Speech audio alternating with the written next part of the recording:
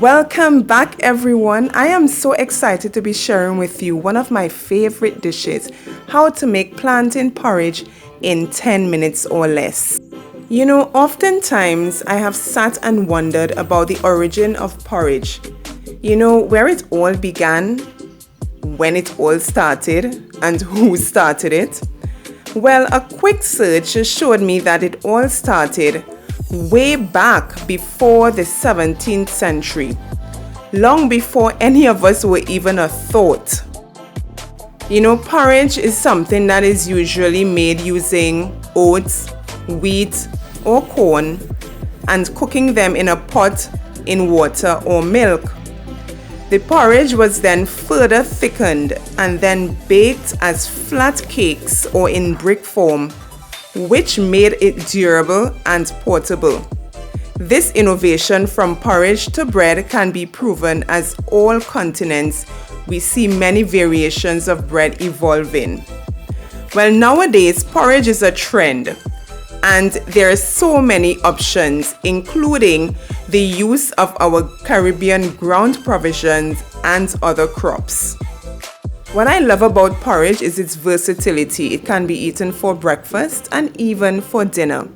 But just a word of warning, as I take you through my video, just remember to stir your porridge clockwise, because stirring it anti-clockwise may attract bad luck to you. So today I share with you how to make plantain porridge in 10 minutes. Now, if you recall, when I was making plantain flour from our plantains, I bought them at the market. Ideally, I would have loved to fry my plantains, because fried plantains is something that is a second love of mine after cocoa tea, of course. But I just needed to show you how easy it is to use our Caribbean foods to create versatile, convenient products that are also healthy. The high nutrient content of plantains make them so easy to be used either by themselves or as a flour to make a whole host of other products. Plantain flour can be bought at your local supermarket or even online. But if you want to try making it on your own, check out my video. The link is down below. It's actually my most viewed video to date. Let's go into today's session. First of all, you measure out your plantain flour. I used 1 cup of plantain flour and I simply mixed it in with 1 cup of room temperature water. That loosens up the flour and makes it easier to work with. Trust me on this one, if you neglect this step, things can go from good to bad really quick, because porridge has a tendency to thicken in hot water. The next step, you put on your cup of water. I used the 4 cups of water. Then I flavored it with my ginger powder, bay leaf powder, and cinnamon. And I just simply stirred it just to combine everything and allowed it to boil. But before the water got to the boiling stage, when it was about lukewarm, I just slowly added the plantain paste to the water and just simply stirred it in until it was near dissolving. If you wish, you can add 2 cups of water to the 1 cup of plantain flour, just so that it's more liquid, so that it's easier to manage. I think the next time I try this porridge, that's what I'm going to do. I'm going to loosen up that mixture so that it's more fluid.